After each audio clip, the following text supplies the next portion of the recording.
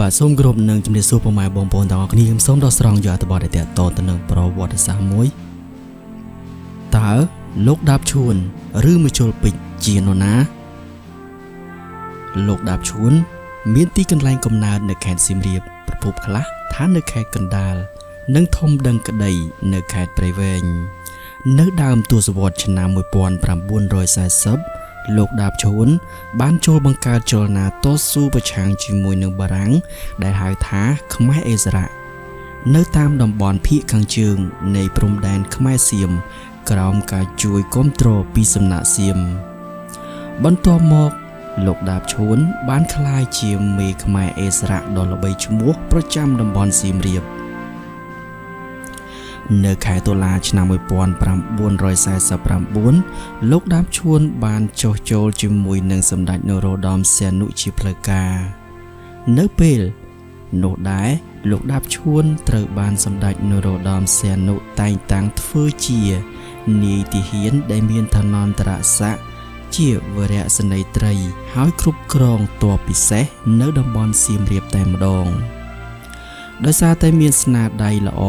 លោកដាបឈួនត្រូវបានសម្ដេចនរោត្តមសីហនុដំឡើងឋានន្តរស័ក្តិជាបន្តបន្ទាប់នៅក្នុងឆ្នាំ1954គណៈប្រតិភូនៃរាជរដ្ឋាភិបាលកម្ពុជាដែលដឹកនាំដោយលោករដ្ឋមន្ត្រីការបរទេសទេផនលោកនងកំនីលោកសំសារីលោកសឿងសានលោកញឹកជូឡុងរដ្ឋមន្ត្រីក្រសួងការពារជាតិលោកប៉ុកឌឿនលោកស្រីសាមននិងលោកសុតសាខនដែលទាំងពីរនាក់ចុងក្រោយនេះគឺជាវរៈសេនីយ៍ត្រីក្រៅអំពីសមាជិកប្រតិភូនេះនៅមានអ្នកតំណាងខ្មែរអេសារ៉ាសំខាន់4នាក់ទៀតគឺលោកដាបឈួនព្រះអង្គម្ចាស់ច័ន្ទរាំងសី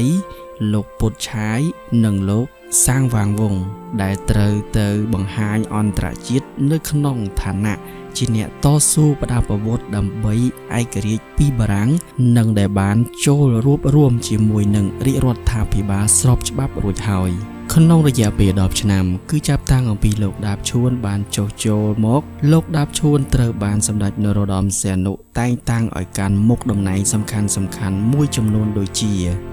កាន់មុខតំណែងជាទេសរដ្ឋមន្ត្រីតំណែងជារដ្ឋមន្ត្រីក្រសួងសន្តិសុខជាតិនិងធម្មការនិងចុងក្រោយគឺជាតំណែងប្រតិភូរាជរដ្ឋាភិបាលទទួលបន្ទុកគ្រប់គ្រងតំបន់សៀមរាបនិងខេត្តកំពង់ធំនៅពេលនោះអំណាចរបស់គាត់នៅក្នុងដែនដីខេត្តសៀមរាបនិងកំពង់ធំពិតជាខ្លាំងក្លាណាស់លោកដាបឈួនដែលបានគ្រប់គ្រងតំបន់ទាំងនោះល្បីឈ្មោះថាមានភាពប្រៃផ្សៃខ្លាំងម្យ៉ាងវិញទៀតដោយសារតែគាត់មានអំណាចខ្លាំងក្លានៅតំបន់នោះគេតែងតែប្រដូចលោកដាបឈួនទៅនឹងស្ដេចត្រាញ់យ៉ាងដូចនោះឯងមានការដំណើរតគ្នាថានៅពេលដែលលោកដាបឈួនក្លាយជាចៅហ្វាយខេត្តសៀមរាបគាត់ក៏បានចាប់ផ្ដើមផ្ដាច់ការបន្តិចម្ដង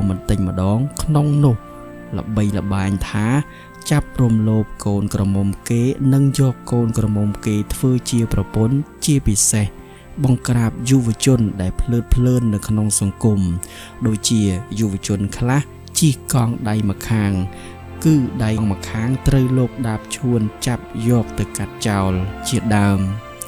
នៅដើមឆ្នាំ1959លោកដាបឈួនត្រូវបានជាប់សង្ស័យទៅនឹងការរៀបចំផែនការធ្វើរដ្ឋប្រហារយោធាមួយនៅខេត្តសៀមរាបដើម្បីផ្ដួលរលំសម្ដេចនរោត្តមសីហនុផែនការនោះត្រូវបានគេដឹងថារៀបចំធ្វើដំបូងនៅទីក្រុងបឹងកកដែលក្រោយមកគេហៅថាផែនការសម្ងាត់ទីក្រុងបឹងកកផ្លតដូច្នេះលោកដាបឈួនបានជាប់ឈ្មោះជាជនក្បត់សម្ដេចនរោត្តមសីហនុនិងប៉ុនប៉ងលួចធ្វើគុតព្រះអង្គនៅខែមិនិនាកងយុទ្ធពលខេមរៈភូមិន្ទក្រោមបញ្ជារបស់លោកឧត្តមសេនីយ៍លន់នល់បានដឹកនាំធ្វើប្រតិបត្តិការហុំព័ទ្ធចាប់ខ្លួនដាបឈួនយកមកកាត់ទោសលោកដាបឈួនដឹងខ្លួនមុនក៏បានរត់គេចខ្លួនយ៉ាងឆាប់រហ័សចូលទៅក្នុងព្រៃទោះជាយ៉ាងនេះក្តីគាត់មិនអាចរត់គេចខ្លួនបានឡើយហើយក៏ត្រូវគ្របកាំភ្លើងស្លាប់បាត់បង់ជីវិតនៅភូមិមួយចម្ងាយ50គីឡូម៉ែត្រពីទីរួមខេត្តសៀមរាប រូបថតស្ដីអំពីការស្លាប់របស់លោកដាបឈួនត្រូវបានរាជរដ្ឋាភិបាលបញ្ជាឲ្យក្បិតផ្សាយនៅតាមមុខបានប្រកាសនៅរាជធានីភ្នំពេញនិងនៅតាមបណ្ដាខេត្តនានាបាទចាំមិនដែរពុកម៉ែបងប្អូនទាំងអស់គ្នាបន្តឲ្យបានស្ដាប់នៅប្រវត្តិសង្ខេបរបស់លោកដាបឈួនឬមកជុលពេជ្របើចង់សូមបងប្អូនដែលមិនទាន់បានចុច Subscribe បាទសូមចុច Subscribe ដើម្បីទទួលបាននៅបទផ្សេងៗទៀតបាទសូមអរគុណនិងសូមគោរពលា